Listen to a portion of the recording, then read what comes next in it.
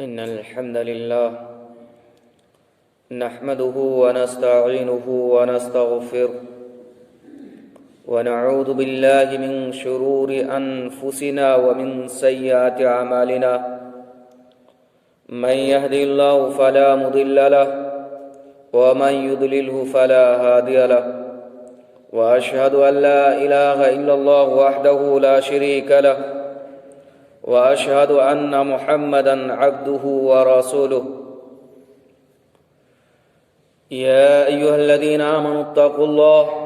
حق تقاته ولا تموتن إلا وأنتم مسلمون يا أيها الناس اتقوا ربكم الذي خلقكم من نفس واحدة وخلق منها زوجها وبث منهما رجالا كثيرا ونساء واتقوا الله الذي تساءلون به والأرحام إن الله كان عليكم رقيبا يا أيها الذين آمنوا اتقوا الله وقولوا قولا سديدا يصلح لكم أعمالكم ويغفر لكم ذنوبكم ومن يطع الله ورسوله فقد فاز فوزا عظيما أما بعد فإن خير الحديث كتاب الله وخير الهدي هدي محمد صلى الله عليه وسلم وشر الأمور محدثاتها وكل محدثة بدعة وكل بدعة ضلالة وكل ضلالة في النار فأعوذ بالله السميع العليم من الشيطان الرجيم من همزه ونفخه ونفثه بسم الله الرحمن الرحيم قاف والقرآن المجيد بل عجبوا أن جاءهم منذر منهم فقال الكافرون هذا شيء عجيب أئذا متنا وكنا ترابا ذلك رجع بعيد قد علمنا ما تنقص الأرض منهم وعندنا كتاب حفيظ وقال الله تبارك وتعالى في موضع آخر الذي خلق الموت والحياة ليبلوكم أيكم أحسن عملا وقال الله تبارك وتعالى في موضع آخر كل نفس ذائقة الموت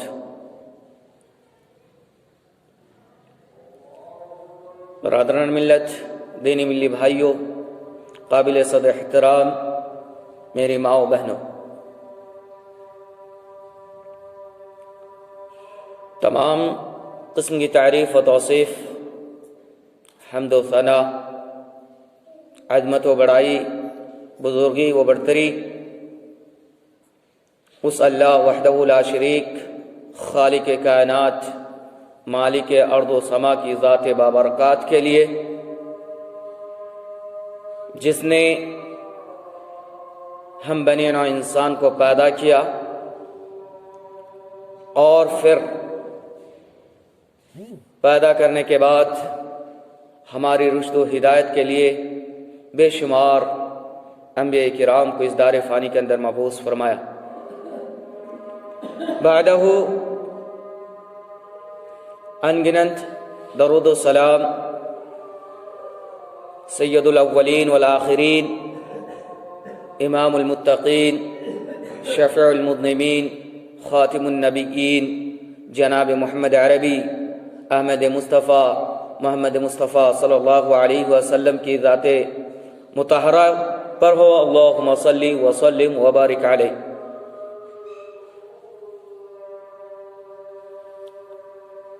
حضرات، خطبہ مسنونہ کے بعد میں نے سورۃ الملک کی ایک آیت آپ کے سامنے تلاوت کی ہے، اس کے بعد ایک اور آیت قرآن کریم کے اندر ہی سے، مکمل آیت نہیں بلکہ آیت کا ایک ٹکڑا آپ کے سامنے تلاوت کی ہے۔ میں کوشش کروں گا کہ اسی دو آیت کے مفہوم کو آپ کے سامنے رکھ سکوں۔ اللہ سے دعا ہوں کہ اللہ ہمیں کتاب و سنت کے مطابق بات کہنے کی توفیق عطا فرمائے، آمین، اور کہنے اور سننے سے زیادہ ہمیں عمل کرنے کی توفیق عطا فرمائے، آمین۔ قبل اس کے کہ میں اپنے موضوع کی شروعات کروں، میں حاضرین جمعہ سے گزارش کرتا ہوں کہ جو باہر ہیں وہ اندر آ جائیں تاکہ بولنے والوں کو بھی اچھا لگے اور آپ کی جو فضیلت ہے اس کو آپ پا سکے۔ پچھلے خطبہ اور اس سے پچھلے خطبہ بھی آپ نے سنا ہوگا کہ پہلے صف کی فضیلت کیا ہے اور اسی طرح جمعے کے آداب کیا ہیں، یہ تمام چیز آپ سن رکھے ہیں، اور سننے کے بعد اس پر عمل کرنا آپ کی ذمہ داری ہے۔ تو جو بھی باہر ہیں وہ اندر آ جائے، بہتر ہوگا۔ حضرات، میں نے جو سورۃ الملک کی آیت آپ کے سامنے تلاوت کی ہے، اس آیت سے ہمیں جو معلوم ہوتا ہے وہ یہ ہے کہ اللہ رب العالمین نے جہاں انسان کی زندگی یعنی انسان کو پیدا کیا، انسان کے لیے زندگی بنایا، وہیں ایک انسان کے لیے موت بھی تیار کیا ہے۔ الذی خلق الموت والحیات لیبلوکم ایکم احسن عملا، کہ اللہ وہی ہے جس نے موت اور زندگی کو پیدا کیا، تو گویا کہ جہاں زندگی ہے وہاں موت بھی ہے، اور موت یہ ایک ایسا اٹل قانون ہے رب ذوالجلال کا۔ موت ایک ایسی چیز ہے جس سے دنیا کے کسی بھی انسان کو مفر نہیں، کوئی بھی انسان اس موت سے آزاد نہیں، چاہے وہ مالدار ہو، شاہ ہو، گدا ہو۔ دنیا کے اندر جتنے بھی لوگ، جتنے بھی جاندار بس رہے ہیں، جی رہے ہیں، ساری کی ساری چیزوں کے لیے، سارے جاندار کے لیے موت ہے، اور اس موت سے کسی کو بھی چھٹکارا نہیں، کسی کو بھی آزادی نہیں۔ جیسے کہ اللہ رب العالمین خود قرآن کریم کے دو ٹوک الفاظ میں ارشاد فرماتا ہے، کل نفس ذائقۃ الموت، کہ ہر نفس کو موت کا مزہ چکھنا ہے، یعنی چاہے وہ چھوٹے ہو، بڑے ہو، بوڑھے ہو، جوان ہو، غریب ہو، فقیر ہو، امیر ہو، بادشاہ ہو، محل میں رہنے والے ہو، دیہات میں رہنے والے ہوں، شہر میں رہنے والے ہوں، کہیں سے بھی تعلق رکھتے ہوں، ہر کسی پر موت ہے، ہر کسی کو موت کا مزہ چکھنا ہے، ہر کسی کو ایک دن مرنا ہے۔ موت سے کسی کو بھی چھٹکارا نہیں ہے۔ اسی چیز کو مزید وضاحت کرتے ہوئے اللہ رب العالمین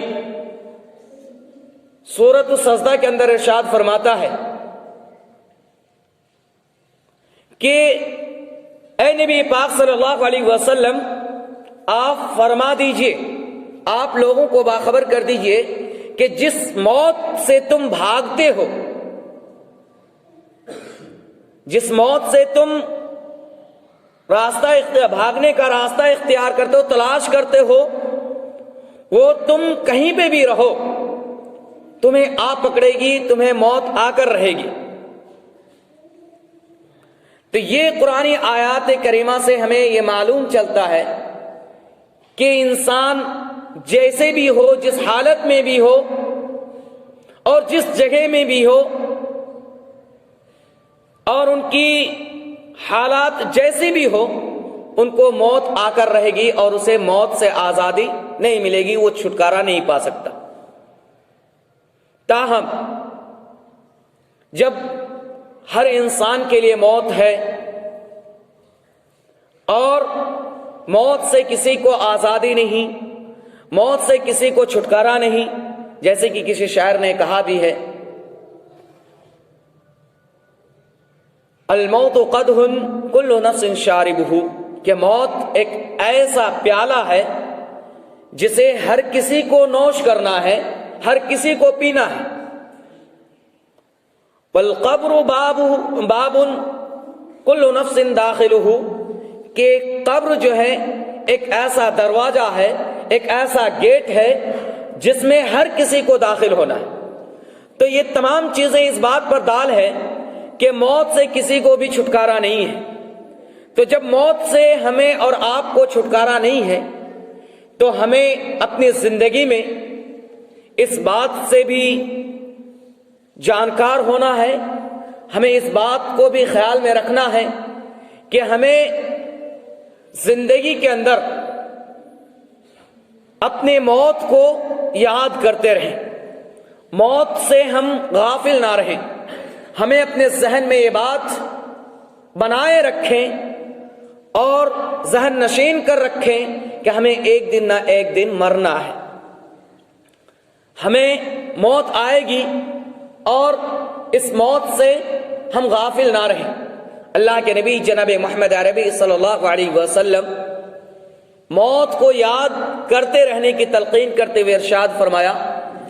अक्सिरु ज़िक्र हादिमुल लज़्ज़ात यानी अल मौत, कि तुम उस चीज को ज्यादा से ज्यादा याद क्या करो जो तुम्हारी लज्जतों को खत्म कर देने वाली है, जो तुम्हारी लज्जतों को खत्म कर देने वाली है, यानी अल मौत, यानी मौत को याद क्या करो, मौत को हमेशा याद क्या करो। लेकिन अफसोस कि आज हम और आप मौत से बिल्कुल गाफिल हैं। इब्ने क़ुदामा, अल्लामा इब्ने क़ुदामा रहमहुल्लाह एक इंसान को, यानी इंसान की जो कैटेगरी है, 3 किस्मों में तकसीम किया है मौत के ताल्लुक से। वो बयान करते हैं कि एक किस्म के लोग तो वो हैं जो हमेशा मौत को याद रखता है और अल्लाह से मौत को याद भी रखता है और साथ में ये इस बात पर यकीन भी रखता है कि एक दिन वो मरेगा, उसकी मौत आएगी। फिर वो इस मौत से अगर वो उसको पसंद भी करता है, मोहब्बत भी करता है, मौत को याद करने के बाद उससे मोहब्बत भी करता है। लेकिन अगर वो कभी कभार मौत से डरता है, दूर रहने की कोशिश करता है, तो सिर्फ इस वजह से कि वो एक गुनहगार अपने आप को तशव्वुर करता है, मानता है कि मैं एक गुनहगार बंदा हूं, अगर मौत मेरी लेट से आए, मुझे मरने का वक्त मिल जाए, तो मैं अपने गुनाह से तो ताइब होकर अल्लाह की तरफ रुजू होकर मैं कुछ नेक आमाल कर लूं। एक किस्म के तो लोग वो हैं जो मौत को याद भी करता है, मौत से मोहब्बत भी करता है, लेकिन सिर्फ इस बुनियाद पर डरता है कि वो अपने आप को गुनहगार तस्वुर करता है। और दूसरा किस्म के लोग वो हैं जो मौत से गाफिल भी नहीं रहता, मौत को याद भी करता है, लेकिन अल्लाह रब्बुल आलमीन से जल्द अज जल्द मिलने की ख्वाहिश भी रखता है, तमन्ना भी करता है कि जल्द से जल्द मौत आ जाए और मैं अल्लाह रब्बुल आलमीन की तरफ चले जाऊं और जो जिंदगी में हमसे लग्जिशें होने वाली थी, उस लग्जिशों को, उस गुनाहों से हम बच जाएं। यानी जब तक हम दुनिया में रहेंगे कुछ ना कुछ गुनाह हमसे सरजद होती रहेंगी, हमसे गलतियां होती रहेंगी, तो जितनी जल्दी हो सके हमें मौत आ जाए और हम अल्लाह के पास चले जाएं, तो फिर हम उन गलतियों से दूर रहें, बाज रहें। एक किस्म के लोग ये हैं बकौल अल्लामा इब्ने क़ुदामा रहमहुल्लाह के, और एक किस्म के लोग वो हैं जो मौत से बिल्कुल गाफिल हैं और अगर याद भी करते हैं तो याद करने के बावजूद भी, मौत को याद रखने के बावजूद भी उसके लिए कोई तैयारी नहीं करता, उसके लिए कोई गौर व फिक्र नहीं करता, अपनी असली हालत पर कायम व दायम रहता है। मौत का उसे कोई फिक्र नहीं कि हमें एक दिन मरना है तो हम आखिरत के लिए कुछ तैयारी कर लें। तो एक किस्म के लोग ये हैं। गोया के 3 किस्म के लोग, जिनमें से जो दूसरे नंबर के हैं, दूसरे नंबर के जो लोग हैं वो सबसे बेहतर हैं। वो अल्लामा इब्ने क़ुदामा रहमहुल्लाह फरमाते हैं कि ये दूसरे नंबर के जो लोग हैं ये सबसे बेहतर है कि जो मौत को याद भी करता है और जल्दी से अल्लाह रब्बुल आलमीन से मिलने की ख्वाहिश रखता है। और उसके बाद दूसरे नंबर के बाद पहला नंबर बेहतर है जो इस बात से भी डरता है कि मौत थोड़ा सा ताखिर आए ताकि हम जो गुनाह हमसे सरजद हो गई हैं उनसे हम ताइब हो जाएं। तो इन तमाम बातों का खुलासा यह है कि हमें मौत को याद रखना है, हमें मौत से गफलत नहीं बरतनी है, हमें मौत को ہمیشہ سے ہمیشہ یاد رکھنا ہے۔ تاہم ہمیں ایک بات کی اور خیال رکھنا ہے کہ موت کو یاد رکھنے کے باوجود ہم موت کی تمنا نہیں کر سکتے، موت کی آرزو نہیں کر سکتے، کہ ہم یہ نہیں کہہ سکتے کہ اگر ہمیں کوئی بیماری لاحق ہو جائے یا ہم کسی پریشانی میں مبتلا ہو جائیں تو ہم یہ کہہ دیں کہ اللہ ہمارے لیے موت بھیج دیں اور ہم مر جائیں۔ یہ دعا نہیں کر سکتے، تمنا نہیں کر سکتے۔ ہاں البتہ اگر کوئی بندہ ایسی حالت میں ہے کہ بالکل پریشان ہے تو ایسی صورت میں وہ اللہ سے اس طرح کی دعا کر سکتا ہے کہ اگر میرے لیے موت زندگی بہتر ہے تو اللہ مجھے صحت عطا فرما، مجھے تندرستی عطا فرما، اور اگر میرے لیے زندگی بہتر نہ ہو تو اللہ جو بہتر ہو میرے لیے وہ میرے لیے عطا فرما، موت اگر بہتر ہے تو موت عطا کر دے۔ یہ دعا کر سکتا ہے، لیکن کلی طور پر یہ دعا نہیں کر سکتا کہ انسان ڈائریکٹلی ٹوٹلی الفاظ کے ساتھ کہے کہ اللہ مجھے موت عطا کر دے، میں مر جاؤں، اس مصیبت کو جھیلنے سے بہتر یہ ہے کہ میں مر جاؤں۔ یہ چیز اور اس چیز کا تمنا انسان نہیں کر سکتا۔ تو ان ٹوٹل بات کا جو خلاصہ ہے جو میں نے آپ کے سامنے عرض کیا، ان تمام چیزوں کا خلاصہ یہی ہے کہ انسان کے لیے زندگی جہاں ہے وہاں موت بھی ہے، اور جب ایک انسان مرتا ہے تو اس کے مرنے کے بعد سے لے کر تدفین تک کچھ پروسیس ہوتا ہے، کچھ کام ہوتے ہیں،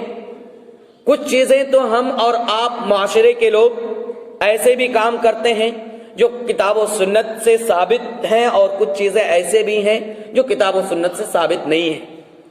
تو آج جو میں نے آپ کے سامنے یہ موضوع چوائس کیا ہے، موضوع لے کر حاضر ہوا ہوں، وہ اس بنیاد پر کہ تاکہ آپ کے سامنے وہ چیزیں رکھی جائیں، آپ کو اس چیزوں کا علم ہو جن چیزوں کے تعلق سے قرآن و سنت اجازت دیتی ہے ایک میت کے تعلق سے، اور جن چیزوں کا قرآن و حدیث میں ثبوت نہیں ہے، دلیل نہیں ہے، ان چیزوں سے ہم اور آپ بچ سکے، دور رہ سکے۔ تو سب سے پہلے تو ہمیں ایک چیز کا خیال رکھنا ہے کہ جب انسان اگر ہمارے سامنے، ہمارے آنکھوں کے سامنے کسی انسان کی موت ہو، یعنی وہ مرض الموت میں ہو، موت ان کے قریب ہو، تو ایسے صورت میں ہمیں سب سے پہلی ان نازک حالات میں جو کام کرنا ہے وہ یہ ہے کہ ہم ان کو تلقین کریں گے۔ سب سے پہلے جو ہم کام کریں گے ایسے نازک حالات میں، نازک دور میں، جب انسان کوئی مرنے کو ہو، یعنی مرض الموت ان کا قریب ہو، تو ایسی صورت میں جب ہمیں کوئی کام کرنا ہوگا تو وہ سب سے پہلا کام یہ ہوگا کہ ہم ان کو تلقین کریں گے۔ اللہ کے رسول جناب محمد عربی صلی اللہ علیہ وسلم نے فرمایا لقنوا موتاکم لا الہ الا اللہ، کہ جب انسان مرض الموت میں ہو، موت ان کا قریب ہو، تو ایسی صورت میں ان سے یہ تلقین کی جائے، یعنی ان کو لا الہ الا اللہ پڑھنے کی تلقین کیا جائے۔ اس تعلق سے ہمارے معاشرے میں ایک رواج یہ بھی ہے کہ بعض حضرات کہتے ہیں کہ نہیں، وہ ابھی بیمار ہیں، تکلیف میں۔ بات تو در حقیقت صحیح ہے، ظاہر سی بات ہے، بیمار ہیں، مرض الموت، موت کی سختیاں تو سب کو پتہ ہے کہ کتنی خطرناک ہے، اور ان کی سختیوں کی حالت میں وہ تو پریشان ہے، یہ تو بات صحیح ہے، پریشان ہے۔ تاہم اللہ کے رسول کی حکم ہے، اللہ کے رسول نے اجازت دے رکھا ہے اور تلقین کا حکم دیا ہے کہ ایک بندے کو تلقین کیا جائے لا الہ الا اللہ کا۔ کیوں؟ کیونکہ ایک اور روایت میں ہے، اللہ کے رسول صلی اللہ علیہ وسلم نے فرمایا من کان آخر کلامہ لا الہ الا اللہ دخل الجنہ، کہ جس شخص کا آخری کلمہ لا الہ الا اللہ ہوگا تو جنت میں داخل ہوگا، اسے پھر جنت میں داخل ہونے سے کوئی روک نہیں سکتا۔ تو اتنا بڑا کام، تو گویا انسان جب مرض الموت میں ہو تو اسے تلقین کرنا چاہیے۔ ہاں البتہ تلقین کرنے کا مقصد بالکل یہ نہیں کہ ان کو پریشان کیا جائے، ان کو ڈسٹرب کیا جائے۔ آخر اس حدیث میں جو دوسری حدیث میں نے آپ کے سامنے رکھا، من کان آخر کلامہ لا الہ الا اللہ، تو یہ حدیث ہمیں اس بات پر، اور علماء بھی یہ بات بیان کرتے ہیں کہ آخری کلمہ ان کا لا الہ الا اللہ ہو۔ مطلب یہ ہوا کہ انسان کو ایک مرتبہ ہم نے تلقین کی کہ پڑھو لا الہ الا اللہ، انہوں نے پڑھ دیا، اب پھر خاموش ہو گئے یا لگاتار پڑھتے رہے تو الحمدللہ، وہ بندہ خود لگاتار اس کا ورد کرتے رہے، لا الہ الا اللہ لا الہ الا اللہ، الحمدللہ۔ لیکن اگر وہ خاموش ہو گئے، اس کے بعد پھر انہوں نے کہا کہ مجھے پیاس لگے، پانی چاہیے، پانی دیے، پھر پانی پلانے کے بعد ایک مرتبہ پھر تلقین کر دیے کہ پڑھو لا الہ الا اللہ، کیونکہ درمیان میں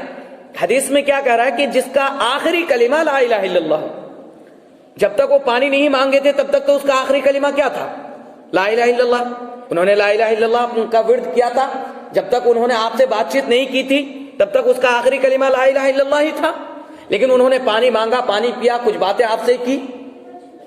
تو پھر ان کو تلقین کیا جائے کہ لا الہ الا اللہ پڑھیں، پھر انہوں نے لا الہ الا اللہ پڑھا۔ یہ علماء بیان کرتے ہیں، اور اس حساب سے اس کا آخری کلمہ، مقصد کیا ہے جو آخری کلمہ لا الہ الا اللہ۔ تو گویا کہ ہم پہلا کام جو کریں گے وہ مرض الموت، یعنی موت سے جو لڑ رہے ہوں گے ان کو ہم تلقین کا کام کریں گے۔ اس کے بعد دوسرا کام ہمارا ہوگا ایک مرنے والے شخص کے لیے، جب انسان مرنے کو ہوں گے، ان کی موت آنے کو ہوں گی، تو ایسی صورت میں انسان کو چاہیے کہ وہ اپنے نفس میں، اپنے آپ میں یہ سوچے کہ میں نے دنیا کے اندر بہت سے ایسے کام کیے ہیں جسے یا تو ناعلمی میں کیا ہے یا تو علم ہونے کے باوجود بھی ہم سے ہو گیا ہے، غلطیاں سرزد ہو گئی ہیں، تو ایسی صورت میں اللہ سے توبہ کریں، تائب، چاہے وہ انسان کتنے بھی گنہگار ہوں، اور اس کا تلقین بھی انسان کو کرنا چاہیے، کیونکہ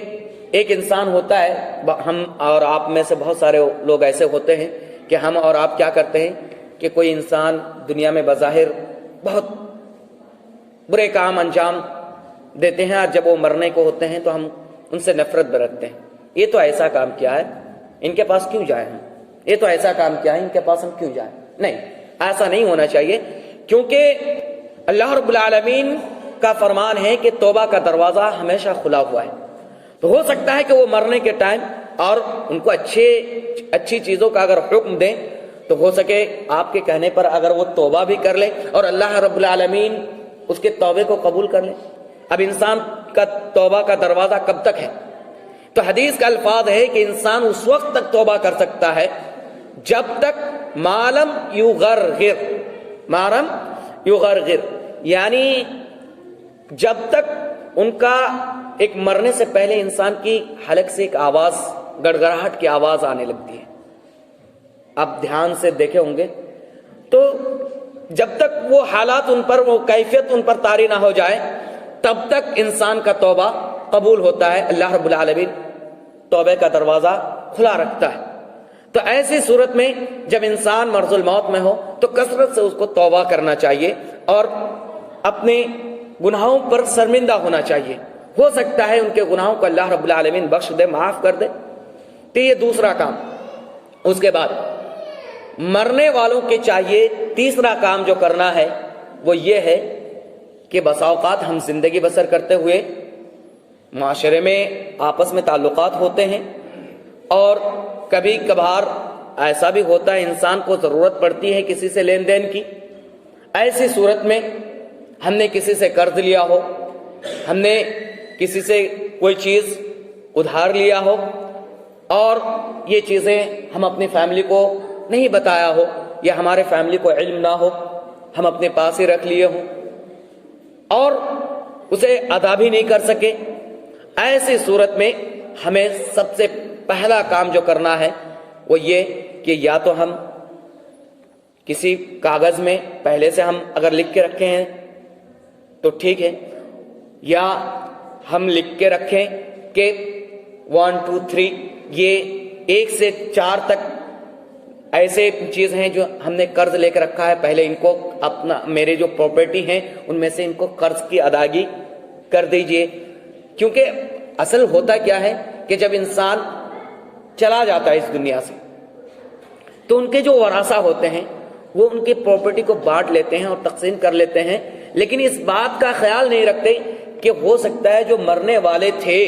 जो हमसे रुखसत हो गए, जो हमसे चले गए, वो किसी से कर्ज लिए हों। इस चीज़ का हमें एहसास नहीं होता, फिर हम पूरे प्रॉपर्टी को तकसीम कर लेते हैं। जबकि हदीस में है कर्ज के ताल्लुक से, एक इंसान के ताल्लुक से, कि नफ्सुल मुमिन मुअल्लक़तुन, कि मोमिन का जो नफ्स है, मोमिन की जो जान है, वो उस वक्त तक मुअल्लक़ रहता है बेदैनिही, उसके कर्ज के ताल्लुक से। यानी अगर वो कर्ज लिए हुए हैं और जब तक वो कर्ज की अदायगी नहीं हो जाती, जब तक कि वो अपना कर्ज चुका नहीं देता, उस वक्त तक मोमिन का नफ्स मुअल्लक़ लटका हुआ होता है, हत्ता युक़ज़ी अन्हु, यहां तक कि उसको अदा कर दिया जाए। तो इस हदीस के तहत अगर हम देखें तो सबसे पहला काम जो हमें करना है वो ये कि अगर हम किसी से कर्ज लिए हुए हैं तो उसकी तलकीन कर दें कि हमने इतना इनसे कर्ज ले रखा है, बराह करम ये कर्ज आप अदा कर दीजिएगा। अगर उनके पास प्रॉपर्टी नहीं है, इतने कर्ज अदायगी की कोई चीज़ नहीं है, तो उनके औलाद हैं, वरासा हैं, उनको बता दें कि मेरे तरफ से आप ये कर्ज अदा कर दें। और वरासा को चाहिए कि जब आप वारिस बनने का, उनकी प्रॉपर्टी का हकदार हैं, तो उनके पास ना होने के वक्त उनका मदद करना भी आपका हक बनता है। जाहिर सी बात है, जब वो कोई तरका छोड़ के जाते हैं तो उसको लेने के लिए हम लड़ सकते हैं, उनका हक हमें अल्लाह रब्बुल आलमीन ने दिया कि वो हमारा हक है। तो जब उनके पास कर्ज की अदायगी का कोई सूरत नहीं है तो ये भी तो आपकी जिम्मेदारी बनती है कि आप उनकी जिम्मेदारी, उनके कर्ज को अदा करें। तो ये वरासा पर है कि वरासा उनके कर्ज को अदा करें, ताकि उनकी जो मैयत है, उनके जो मुर्दा है, उनको कोई किसी किस्म की तकलीफ ना हो। तो ये तीसरा काम हमें करना है, जो सबसे अहम चीज़ है, कर्ज की अदायगी। उसके बाद फिर कर्ज की अदायगी करने के बाद अगर इंसान की ज़्यादा से ज़्यादा प्रॉपर्टी है, इंसान अगर किसी चीज़ का वसीयत करना चाहें, अपने प्रॉपर्टी का किसी के बारे में कहना चाहें कि हम इनको इतना अपने माल में से, अपनी प्रॉपर्टी में से देना चाहते हैं, तो ये चीज़ ख्याल में हो कि अगर इंसान वसीयत करना चाहे तो सिर्फ अपने प्रॉपर्टी में से तीसरे हिस्सा, यानी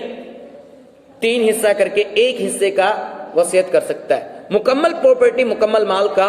यानी अपने जितने माल हैं, जितनी प्रॉपर्टी हैं, किसी एक शख्स के लिए वसीयत नहीं कर सकता।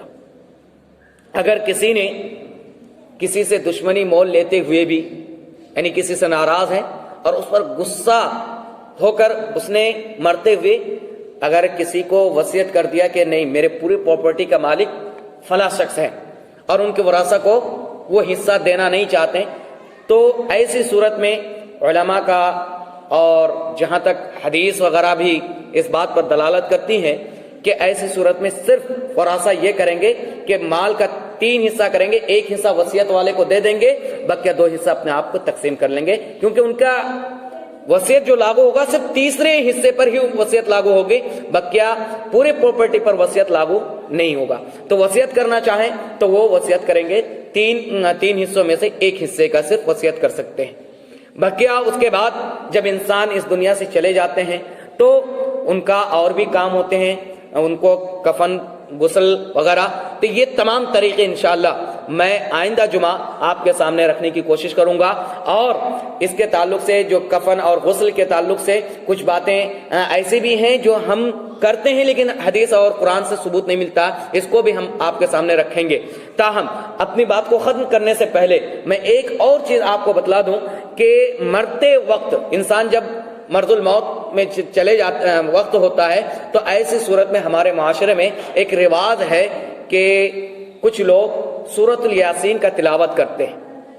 और باضابطہ لوگوں کو حکم بھی دیا جاتا ہے۔ اس تعلق سے ایک روایت تو ابو داؤد میں ملتی ہے، اور یہ روایت ملتی ہے اقرؤ سورۃ الیاسین، کہ جب انسان مرض الموت میں ہو، انسان مرنے کو ہو، تو ایسی صورت میں اس کے قریب جا کر سورہ فاتحہ کی تلاوت کی جائے۔ لیکن اس روایت کے تعلق سے محدثین کرام اور جرح و تعدیل کرنے والے یہ بیان کرتے ہیں کہ یہ روایت سخت ضعیف ہے، اور ہم اور آپ بخوبی جانتے ہیں، علماء سے سنتے آ رہے ہیں کہ جو حدیث کے اقسام میں سے ضعف والی قسم ہے، اس سے استدلال کرنا درست نہیں ہے، ہم اس سے کوئی مسئلہ استدلال نہیں کر سکتے ہیں۔ تو یہ سورۃ الیاسین کا پڑھنا یہ بات الگ ہے، ہم اور آپ کہہ سکتے ہیں، اعتراض کر سکتے ہیں کہ معاشرے میں یہ کرتے ہیں، فلاں لوگ بھی کرتے ہیں، علماء کرام بھی اس پر یہ نہیں کرتے ہیں۔ تو آپ پہلی بات تو یہ ہے کہ ہم بہت سارے عمل ایسے کرتے ہیں، دیکھتے ہیں لوگوں کو کرتے ہوئے، ہم کر لیتے ہیں، لیکن اس کی تحقیق کرنے کی کوشش نہیں کرتے، یا کسی عالم دین سے ہم پوچھنے کی کوشش نہیں کرتے کہ فلاں عالم سے جا کر ہم یہ سوال کر لیں کہ ایسا کرنا کیسا ہے، ہم پوچھتے بھی نہیں۔ لیکن اگر کسی عالم نے اس تعلق سے آپ کو بتایا تو پھر آپ اعتراض کرتے ہیں کہ فلاں عالم نے تو کبھی کچھ نہیں کہا، یہ تو کبھی کچھ نہیں کہا، اور بھی عالم تو کبھی کچھ نہیں کہتے، یا ہندوستان کے اندر بہت سے ادارے ہیں، کسی مدرسے سے تو یہ بات آئی نہیں کہ ایسا نہیں کرنا ہے۔ میرے بھائیوں، آپ نے تو کبھی پوچھا نہیں۔ اور ایک بات ایسا بھی ہو سکتا ہے کہ علماء تو بہت ساری چیزیں آپ کو بیان کرتا ہے، ممبر پر چڑھ کر یا بہت سے جگہ پہ اجلاس وغیرہ منعقد کیا جاتا ہے، ایسی موقع پر بہت ساری چیزیں بیان کرتے ہیں، لیکن ہم سن کے بھی انسنی کر دیتے ہیں، اس کے بعد ہمیں یاد نہیں رہتا، تو پھر ہم اعتراض جتاتے ہیں کہ علماء اس چیز کو بیان نہیں کرتے، آپ کیسے بیان کرتے ہیں؟ تو یہ چیزیں آپ کو تحقیق کرنے کی ضرورت ہے۔ کسی پر اعتراض کرنے سے پہلے ہم خود اپنے آپ کو تحقیق کی طرف مائل کریں، تحقیق کرنے کی کوشش کریں، علماء سے پوچھیں۔ تو خلاصہ کلام یہ ہے کہ اگر آپ اس چیز کو کرتے ہیں، سورہ یاسین کا تلاوت کرتے ہیں، مرنے کے جو انسان مر رہا ہو، یعنی مرض الموت کے قریب ہوں، ایسے وقت میں اگر سورۃ الیاسین کا پڑھتے ہیں تو ایسی یہ چیزیں قرآن و حدیث کی روح سے بالکل درست نہیں ہے، اس کی اجازت قرآن و حدیث کی طرف سے نہیں ہے۔ جو روایت آتی ہیں اس کے تعلق سے میں نے بتایا کہ یہ ضعیف روایت ہے، اس پہ ہم استدلال نہیں کر سکتے۔ ہاں، صرف آپ یہ کر سکتے ہیں جو میں نے پہلے بتایا کہ آپ تلقین کر سکتے ہیں، لا الہ الا اللہ کا تلقین کیجئے، یہ بہتر اعمال ہے۔ اور ہمیں ایک اور چیز کرنی ہے کہ ان کے پاس مرض الموت جو ہے، ان کے قریب ہم کوئی ایسے کام بھی نہ انجام دیں جو شرعی خلاف ہو، جیسے کوئی حرام چیز ہے، گانا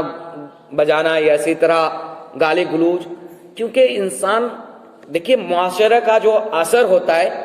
ساتھیوں کا جو اثر پڑتا ہے، بہت بڑا اثر پڑتا ہے۔ اگر انسان اس وقت چاہتا ہے کہ انسان ایک اچھا سا کام کر کے، چونکہ وہ جانے والے دنیا سے، اس کو احساس ہے، میں نے کہا کہ جب تک اس کا بالکل وہ کیفیت نہ آ جائے کہ گرگرے کی جو حدیث میں لفظ آیا ہے، تو وہ کیفیت نہ پیدا ہو جائے، تب تک اس کا توبہ قبول ہوتا ہے۔ اگر